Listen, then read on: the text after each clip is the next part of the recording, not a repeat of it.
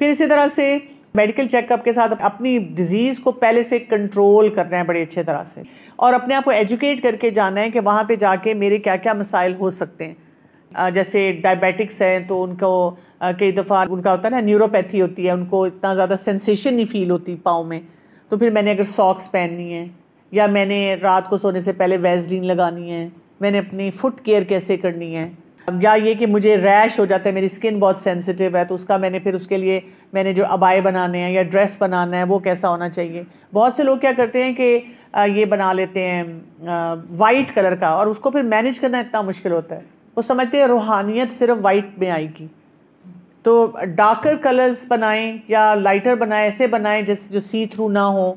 इस तरह के सारे काम देखकर जो आपके मुताबिक आपके लिए कंफर्टेबल भी हों।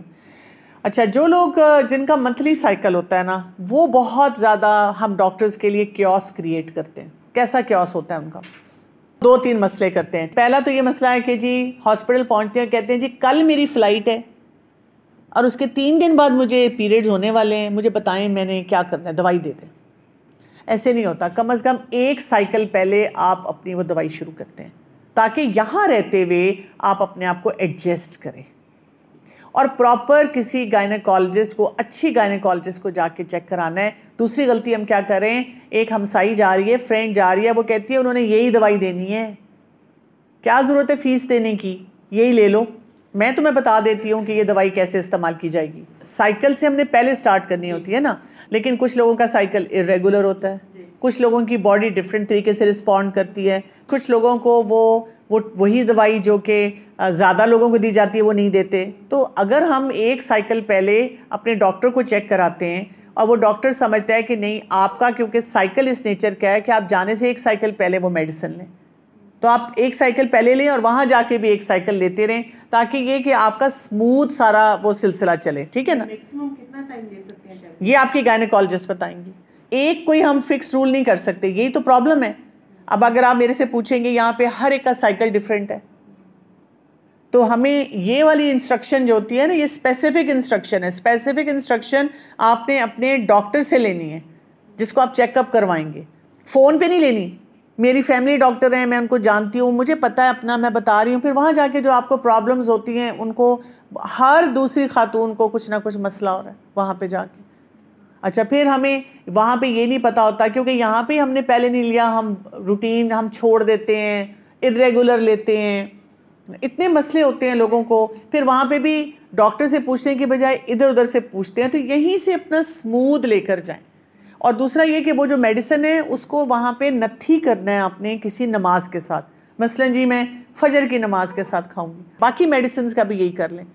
अगर 2 टाइम की दवाई है तो आप कह सकते हैं कि मैं फजर की नमाज पढ़ते ही, अक्सर होता है ना हम नमाज पढ़ते हैं फिर जमजम पीते हैं, तो आपने जब नमाज पढ़ी जमजम पीने लगे तो साथ ही आप अपनी दवाई खा लें, या फिर इसी तरह से मगरिब का टाइम रख लें, कोई भी एक नमाज का टाइम आप साथ कर लें ताकि आपकी वो डोज ना मिस हो जाए। और दूसरा ये कि वो बॉक्स ले लें जिसमें आपने अपनी मेडिसिन रखनी है, क्योंकि उसमें फिर आपने डाला हुआ होगा तो आपको याद रहेगा। अदरवाइज़ क्या होता है, हम उस पैकेट को खोल के सोचते रहते हैं मैंने ली थी या नहीं ली थी, कई दफ़ा हमें याद नहीं रहता, तो इससे कभी कभी ओवरडोज हो जाती है या अंडर डोज जो है हम उसकी तरफ चले जाते हैं। अच्छा, फिर इसके बाद आपने अगर कोई वैक्सीनेशन करवानी है, कुछ वैक्सीन्स ऐसी होती हैं जो वो उनकी तरफ से रिकमेंडेड होती हैं, और वो भी हज पॉलिसी के साथ साथ मुख्तलिफ मकामात पे ना वो चेंज होती रहती हैं। वो आपको बताते हैं कि जी इस वक्त ये पॉलिसी है, आप इसको फॉलो करें, ये वाली वैक्सीन मैंडेटरी हैं, ये लगवानी पड़ेंगी, आप टाइमली लगवाएं।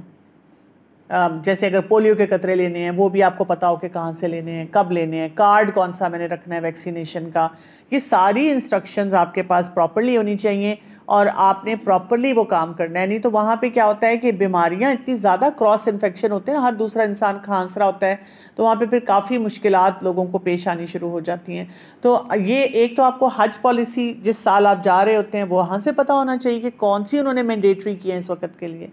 और दूसरा ये कि आपने अपने डॉक्टर से भी पूछना है कि जी मेरी जो ये बीमारियाँ हैं तो मुझे बताएं कि इसके लिए मुझे कौन सी वैक्सीनेशन है जो करवानी है, ताकि आपसे कोई चीज़ मिस ना हो। और लोगों को हम ना इंस्ट्रक्शंस भी दें। जैसे आप में से अभी इस वक्त कुछ लोग ऐसे हैं जो सुन तो रहे हैं लेकिन उन्होंने ख़ुद अभी हज नहीं करना, लेकिन हम माशाल्लाह कोई हमारा प्यारा हज पे जा रहा हो ना, हमसे बड़ा कोई डॉक्टर नहीं है वहाँ पे। अगर कोई कहे कि वैक्सीन, हम कहते हैं छोड़ो छोड़ो क्या ज़रूरत है, वैसे ही फ़लाँ से कार्ड बनवा लो। और जो बीमार होगा और उनकी वजह से जो इन्फेक्शन आगे लोगों को जाएंगे, हम इसके बारे में नहीं सोच रहे होते। या ये कि इसी तरह कोई कहता है कि मैं चेकअप कराऊं ना कराऊं, कहते हैं क्या ज़रूरत है, ये दवाई ले लो, मैं भी गई थी यही ली थी, फ़लाँ को भी यही दी थी, अच्छा मेरी जानने वाली एक डॉक्टर है उससे फ़ोन पे पूछ लो। आम दिनों में भी मैंने देखा है, मैं तो क्योंकि पीडियाट्रिक्स को प्रैक्टिस करती हूँ, तो कई दफ़ा जब माँ बाप आते हैं वो ढेर सारी दवाइयाँ रखी हुई होती हैं कि ये दी आराम नहीं आया, ये दी आराम नहीं आया, तो मुझे साफ पता चल जाता है कि या खुद दी है, सेल्फ मेडिकेशन की है, या आपने किसी जानने वाले डॉक्टर से फ़ोन पे पूछा है। हल्की फुल्की तो आप बता सकते हैं ना, बुखार है तो चलो ये ले लो, थोड़ा सा फ्लू है तो ये ले लो, लेकिन ज़्यादा खांस रहा है या ये कि किसी की कोई शुगर फ्लक्चुएट कर रही है या कोई और ऐसा मसला है, तो उसको प्रॉपरली जो है ना चेक करवाना और देखना बहुत ज़्यादा ज़रूरी होता है। वो अगर हम नहीं करेंगे तो फिर मसले मसाइल आपके जो है ना वो बढ़ते रहेंगे। ये तो मैंने आपको न्यूट्रिशन के बारे में बताया। अब आपने एक्सरसाइज जो है ना किस तरह की करनी है। एक तो वॉक शुरू कर दें, ज़्यादा 3 से 5 मील वॉक डेली करें, इतना आपका स्टेमिना होना चाहिए। अब आप पहले देख लें कि मैं भी कितनी वॉक करती हूँ। अगर मैं करती ही नहीं हूँ तो एकदम से नहीं करना, नहीं तो वो तो या घुटने रह जाएंगे या चुक पड़ जाएगी या फिर आपसे कोई मसल पुल हो जाएगा। आप स्टेमिना बढ़ाएं, मसलन आप 10 मिनट वॉक करनी शुरू कर दें। 10 मिनट की वॉक शुरू की, कोई 4-5 दिन 10 मिनट वॉक करें, फिर उसको बढ़ा दें, 20 मिनट पे ले जाएं। तो आप इस तरह से कम कम 5 किलोमीटर की वॉक का स्टेमिना आपका होना चाहिए कि आप वो वॉक करें। अच्छा, जब आप वॉक करें, अभी आप नहीं गए हैं हज पे, तो आप ये करें कि वॉक करते करते साथ साथ आप ना अपनी तस्बीहात पढ़ें, ताकि आपको दुआओं की आदत पड़ जाए। ऑटोमेटिक आपका काम ये हो जाए कि जब आप वॉक शुरू करें तो अब आपने जितनी अपनी दुआओं की चेकलिस्ट बना लें कि जब मैंने हज पे जाना है तो मैंने कौन कौन सी कुरानी और मसनून दुआएं ज़्यादा मैं पढ़ना चाह रही हूँ या उनको किस तरतीब से पढ़ना चाह रही हूँ। तो आपने क्या करना है कि जब आपने वॉक करनी है तो बातें नहीं करनी इधर उधर की, आपने अपनी तस्वीर रखनी है साथ और अपनी दुआएं जो हैं, ताकि आपकी उनकी भी प्रैक्टिस हो जाए, दुआओं की भी प्रैक्टिस हो जाए और आप बार बार जो दुआएं हैं वो पढ़ना शुरू कर दें। इसी तरह से टाइम पे सोएं, अपनी नींद की क्वालिटी ठीक करें। नींद की क्वालिटी कैसे ठीक की जाती है, ये भी आपने पहले से काम करना है। नींद की क्वालिटी को ठीक करने के लिए नंबर 1, जो आपके रात को सोने का टाइम है उससे 6 घंटे पहले तक आपने कैफ़ीन को बंद कर देना है। लास्ट आपका चाय का कप उस वक्त होना चाहिए, यानी आपने कैलकुलेट करना है कि अगर मैं रात को 10 बजे या 11 बजे सो रही हूँ, अब उससे पीछे 6 घंटे आ जाए, तो आप 8 बजे चाय नहीं पिएंगी, 9 बजे चाय नहीं पिएंगी, डिनर करने के बाद चाय नहीं पिएंगी। हाँ, अगर आपका कुछ लेने को दिल चाह रहा है तो आप कोई हर्बल टी ले लें, थोड़ा सा जैसे वो दालचीनी और इलायची और सौंफ डाल के हल्का सा कावा बना लें, गर्म दूध पी लें, लेकिन आपने प्रॉपर वो जो चाय है ना वो नहीं लेनी। दूसरा, स्क्रीन आपने सोने के टाइम से 2 घंटे पहले बंद कर देनी है। अच्छा, और आपने जाने से 3 महीने पहले ये प्रैक्टिस करनी है। हज पे जाने से पहले हम बहुत एडिक्टेड हैं स्क्रीन के। हम क्या कर रहे हैं स्क्रीन पे, टिकटॉक देख रहे हैं, एक वो देखा वीडियो, फिर दूसरा, फिर तीसरा। मैं भी रिसेंटली उम्रे पे गई थी तो मैंने देखा कि वहाँ पे अब इतना ज़्यादा लोग हर वक्त ये कर रहे हैं। हरम में भी बैठे हुए हैं तो अब नमाज का इंतज़ार कर रहे हैं तो अज़कार नहीं हो रहे, कुरान नहीं पढ़ा जा रहा, वो अपनी रील्स देख रहे हैं। क्या बच्चों को पकड़ाया हुआ है, बच्चे साथ हैं। कई दफ़ा माँ ने नमाज़ पढ़नी है ना, अब वो जमात खड़ी हो रही है तो वो वहाँ पे हरम में क्या कर रही है कि बच्चों को फ़ोन पकड़ा देती है, टिकटॉक लगा देती है। वो चाहे म्यूज़िक चल रहा है उसमें बच्चा क्या कुछ देख रहा है, बस वो कहती है चलो शुक्र है चुप करके बैठा हुआ है, इधर उधर नहीं जा रहा और मैं अपनी नमाज़ पढ़ लूँ। तो प्लीज़ ये काम नहीं करना, अपने लिए भी नहीं करना, अपनी फैमिली के लिए भी नहीं करना। तो सोने का टाइम मुतय्यन करें। ये नहीं कि सोने का टाइम रात को 1 बजे है, सोने का टाइम 10:30-11 बजे होना चाहिए। और जब वो आप टाइम मुतय्यन करें उससे पहले कैलकुलेट करें कि चाय का कप कब होगा, उससे पहले मुतय्यन करें कि मैंने ये जो अपना फ़ोन है स्क्रीन इसको बंद कर देना है। अभी तो आप जैसे हज से रिलेटेड अभी आप ऑडियो सुने, कुछ ऐसे क्लिप ज़रूर देखें, किताबें पढ़ें। मैं तो ज़्यादा किताबों पे रहती हूँ, किताबें पढ़ें। और इसी तरह से जो भी स्ट्रेस वाली बातें हैं, यानी रात को 10 बजे के बाद अपने फ़ोन को साइलेंट पे वैसे ही कर दें, किसी मैसेज का जवाब ना दें, इल्ला माशाल्लाह कोई बहुत इमरजेंसी वाला हो। क्यों, फिर क्या होता है, आप सोने लेटते हैं ना तो वो बातें आपके दिमाग में घूमती रहती हैं। तो मैंने अपने लिए भी असूल बनाया हुआ है कि एक सर्टेन टाइम के बाद कोई बहुत ही ज़रूरी किसी का मैसेज हो, मैं जाग भी रही हूँ तो मैं जवाब नहीं देती, ना मैं वो पढ़ती हूँ मैसेज। मैं सुबह को उठकर फिर मैसेज पढ़ती हूँ, क्योंकि वो मेरा दिमाग जो है ना वो एक्साइटेड हो जाएगा, वो चलना शुरू हो जाएगा। तो नींद अपनी ठीक करें। नींद आपकी अगर ठीक होगी जाने से पहले तो वहाँ पे आपकी इम्यूनिटी बहुत स्ट्रांग होगी। ये सब काम अगर आप करते रहेंगे तो इंशाल्लाह आपकी सेहत अच्छी रहेगी, आपका स्टेमिना अच्छा होगा, आपकी बीमारी कंट्रोल में होगी। और अगर बीमारी नहीं है तो इंशाल्लाह वहाँ जाके भी खैर वाफियत रहेगी। अब हज के दिन आ गए। अब हज के जब दिन आते हैं ना तो इन्हीं चीज़ों को आपने आगे कैरी करना है। जनरल चीज़ें हैं और उसके साथ साथ स्पेसिफिक चीज़ें। जनरल चीज़ों में क्या आ जाएगा? जनरल चीज़ों में देखें, मैं ख़ास तौर पे बात करती होती हूँ तहारत की, कि आप जो खा रहे हैं पी रहे हैं हाथ भी धो लें, ठीक है, अगर धो सकते हैं हाथ धो के खाएं। प्लस ये कि अपना कचरा फेंके नहीं उधर, डस्टबिन में डालें। हम जहाँ बैठते हैं वहीं फेंक देते हैं, ये बड़ी ही गलत आदत है।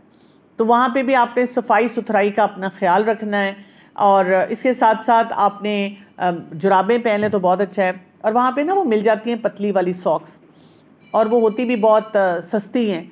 साबुन अनसेंटेड सोप अब मिल जाता है, अनसेंटेड लोशन मिल जाता है, उनको रखें अपने पास।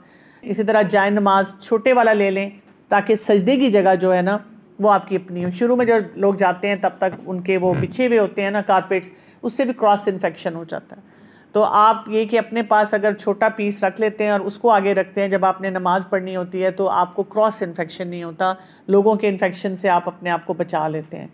फिर इसी तरह से सन ग्लासेस आपके पास होने चाहिए, क्योंकि बहुत तेज़ किस्म की धूप और रोशनी होती है, उससे आप अपने आप को बचाएंगे। इसी तरह कपड़े जो हैं वो बहुत कंफर्टेबल होने चाहिए, लाइट होने चाहिए। आप अबाया पहने, अगर कोई नहीं भी अबाया पहनता तो उनको मैं कहती हूँ अबाया पहने। नीचे बेशक टी शर्ट पहन लें ताकि आपको गर्मी ना लगे। हम ये करते हैं नीचे भी पूरा किसी बहुत डिज़ाइनर लॉन का कि अल्लाह के घर जा रहे हैं वो सूट पहनते हैं, और फिर अबाया भी हम उस तरह से पहनते हैं। तो अपनी ज़िंदगी को थोड़ा आसान रखें। बिल्कुल आप टी शर्ट पहने, पुराना अपना सूट जो बहुत कंफर्टेबल था और अभी भी वो आपको, ताकि गर्मी से आपने अपने आप को बचाना है, ठीक। तो इसी तरह अबाया भी जो आप लें किसी कंफर्टेबल मटेरियल का लें, ताकि आपको, जैसे ये अरबिक लॉन इसका अब ज़्यादातर लोग बनवाते हैं, तो उसमें यह है कि गर्मी कम लगती है। थोड़ा खुला बनाएं ताकि ये कि आपको गर्मी ना लगे। आपका जो स्कार्फ है वो भी इस तरह से होना चाहिए कि आपको गर्मी से वो बचाए। इसी तरह से जब आप इबादत करते हैं उनके दरमियान में रेस्ट करें। देखिए असल काम क्या है? इबादत क्या है? हज के लिए आप जा रहे हैं, हज के लिए जा रहे हैं। हज जो है फ़र्ज़, उसमें क्या चीज़ें आती हैं? एक वकूफ़े अरफात है, जो आपके रिचुअल्स आ रहे हैं, कुछ फ़राइज़ हैं और कुछ उसके वाजिबात हैं। फ़राइज़ आपको पता नहीं चाहिए, वो आपने पूरे करने हैं। वकूफ़े अरफा आपका ज़रूरी है, वो अगर नहीं होगा तो हज नहीं है। हम क्या करें, उससे पहले इतना भाग दौड़, तवाफ़ पे तवाफ़, तवाफ़ पे तवाफ़, जी, उम्रे पे उम्रा।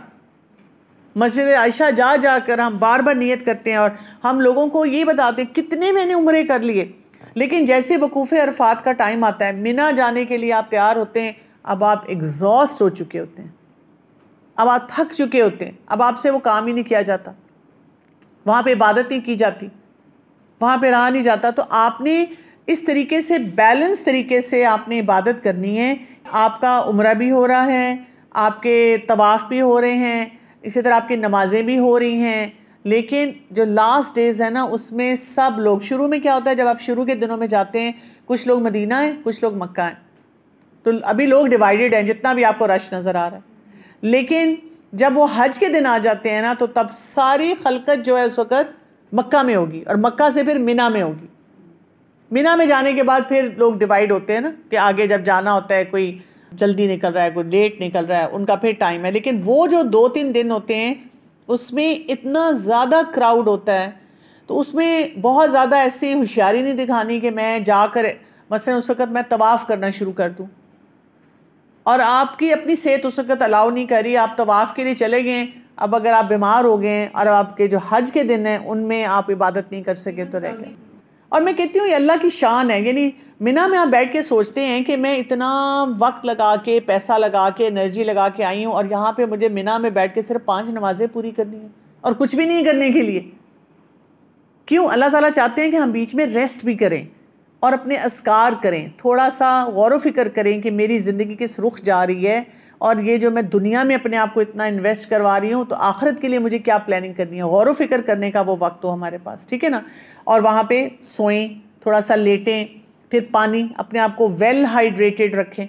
और वही बात है कि जमज़म हमारे पास होता है, हम उसको अल्हम्दुलिल्लाह खूब वहाँ पे पीते हैं और उसका खूब दुआएं जो हैं वो मांगते हैं।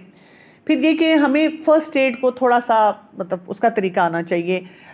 हमारे इर्द गिर्द लोग कभी कोई बीमार हो रहे हैं तो किसके पास किसको हैंड ओवर करना है, कितनी एडवाइस देनी है। ऐसी एडवाइस प्लीज़ ना दें, नीम हकीम ख़तरा जान नहीं बने। खुद से हम कुछ ना कुछ उनको बताना शुरू कर देते हैं जो कि दुरुस्त नहीं होता। जो वाकई मुझे सही बात पता है वो करना चाहिए। मैंने बहुत टिपिकली देखा है, क्योंकि ऐसी जगहों पे कोई स्लिप हो गया, गिर गया, आपको पता है पहला असूल क्या होता है, जैसे ही कोई गिरा उसको फ़ौरन नहीं उठाया जाता, उसको वहीं देखा जाता है पहले कि वो खुद से उठ सकता है कि नहीं उठ सकता। उसकी बॉडी मूवमेंट देखी जाती है, अगर कोई बेहोश हो रहा है, कोई ब्लीड कर रहा है, उसको उसमें हेल्प किया जाता है। अगर उसको लगता है कि उसको वो फेंट हो रहा है, उसको लिटाया जाता है, फुट एंड जो है वो एलिवेट किया जाता है। हमें कुछ नहीं पता होता, हम उसको कहते हैं बस उठ जाओ तुम, खड़े हो जाओ तुम फ़ौरन, और हम उस पर चीखना चिल्लाना शुरू कर देते हैं। तो ऐसे काम नहीं करना, इमरजेंसी को डील करना आना चाहिए। वहाँ पे जगह जगह डॉक्टर्स और स्टाफ उनका होता है जो कि सब कुछ कर रहा होता है। हमारा कोई आईडी जो उन्होंने हमें दी होती है उसको प्लीज़ नहीं रिमूव करना। ये भी बहुत से लोग गलती करते हैं कि उसको उतार के बैग में डाल देते हैं, कहते हैं बड़ी उलझन सी हो रही है, हाथ पे ये पहनना पड़ रहा है, गले में ये डालना पड़ रहा है, क्योंकि खुदा ना खास्ता कोई भी इमरजेंसी हो जाए तो हमें उसी तरह से आइडेंटिफाई करना होता है।